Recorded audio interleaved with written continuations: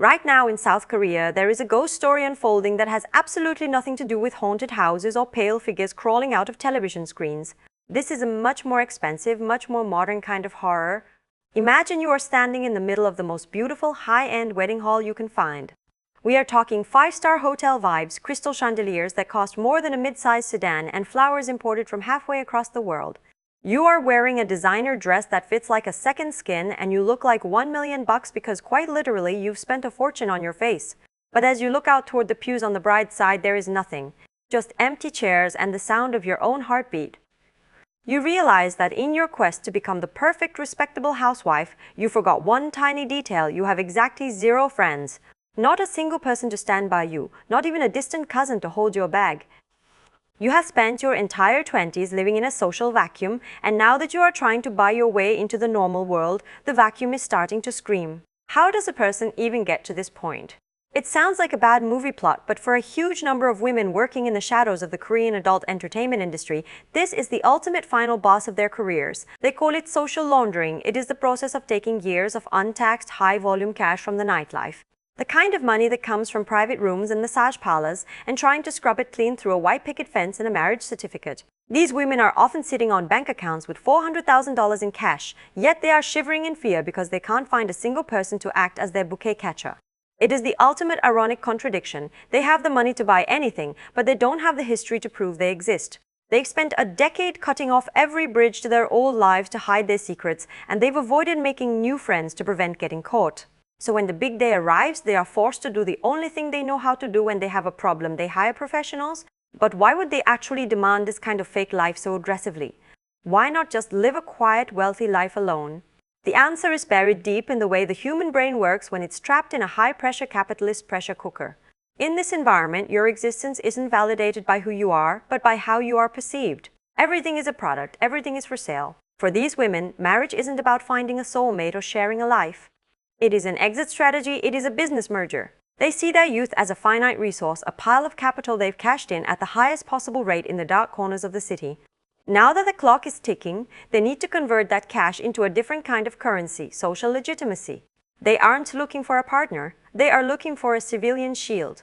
They want a man who is so stable, so boring, and so nice that his presence acts as a giant verified badge that erases everything they did to get there. So, the next logical question is, who is the target? Who is the poor guy standing at the other end of that aisle? In the secret forums where these workers trade tips, they have a very specific archetype they hunt for. They call him the kind and diligent man. On the surface, it sounds like they finally realized the value of a good heart.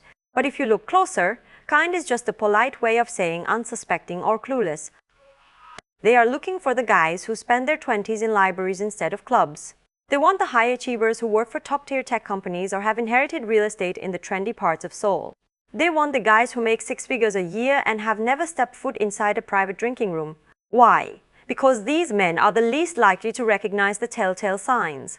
They won't recognize the specific way a woman talks or carries herself if she spends 6 years in the industry. To these men, the bride is just a beautiful, slightly mysterious woman who happened to come into their lives at the right time. The nice guy is bringing a butter knife to a high-stakes psychological gunfight, and he doesn't even know the game has started. But wait, if the groom's family is so successful and stable, wouldn't they notice the empty pews?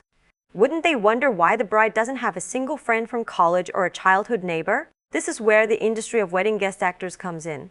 It is a literal marketplace for lying. You can pay a company to send 30 people to your wedding. They will show up on time, dressed in appropriate business casual attire.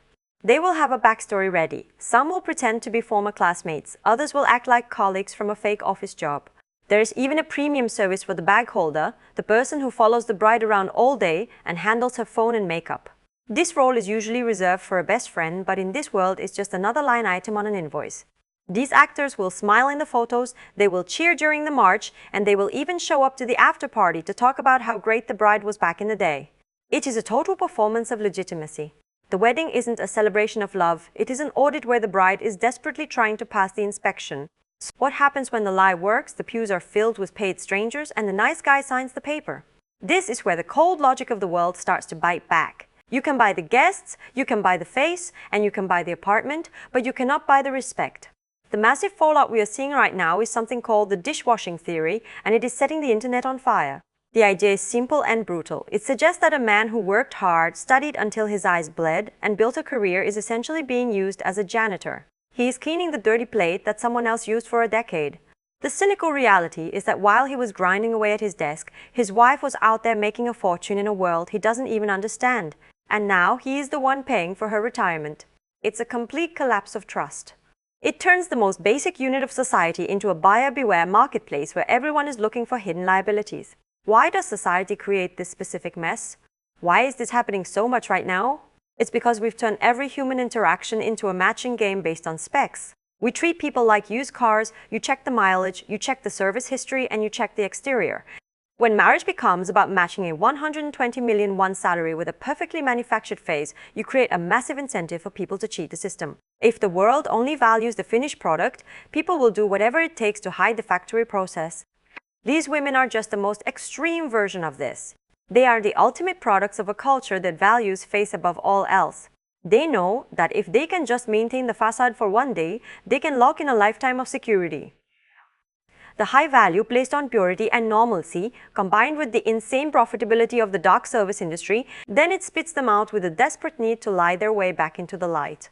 Think about the sheer hypocrisy of it all. You have women who have spent years in the most transactional, material-driven industry on the planet, and then they complain about how materialistic men are or how hard it is to find a guy who meets their financial standards. They want a man who is a safe haven, but they are bringing a lifetime of trauma and deception into that haven. It's like buying a refurbished luxury smartphone that looks brand new on the outside, but when you open it up, the internal components are corroded because it was dropped in a vat of toxic waste. The nice guy thinks he's getting a premium partner, but he's actually paying a premium to clean up a mess he didn't make. He is the customer who doesn't realize the product he just bought was a floor model that's been used by thousands of people before him. And the crazy part is, the tools we use to find the truth are failing. You'd think in the age of the internet, you couldn't hide a 10-year career in the sex industry. But anonymity is a powerful thing. Burner phones, cash payments, and the professionalized infrastructure of the guest-for-hire business make it easier than ever to curate a fake past. The ethical framework of the nice guy is actually his biggest weakness. His kindness makes him feel like it's wrong or judgmental to ask deep questions about his fiancé's history.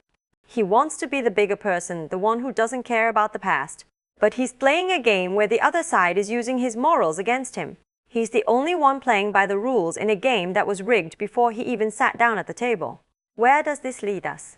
If this trend keeps going, we are looking at a future that feels like a weird digital dystopia.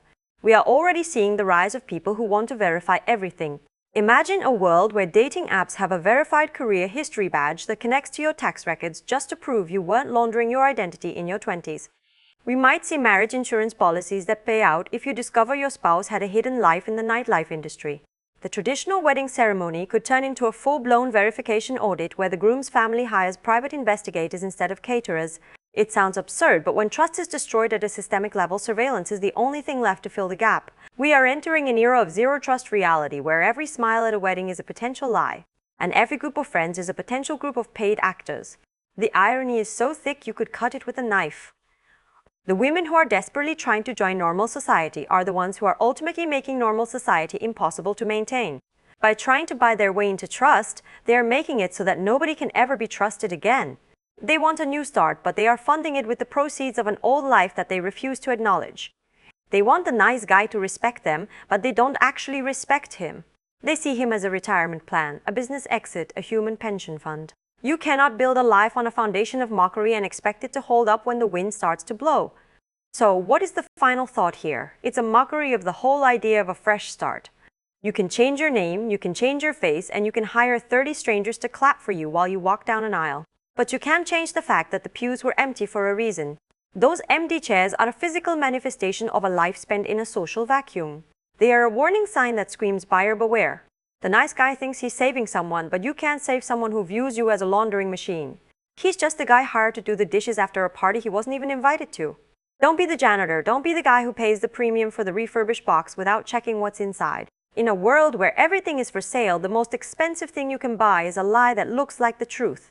Fuel the truth at Dating in Korea. Support the structure. Stay safe in the lounge.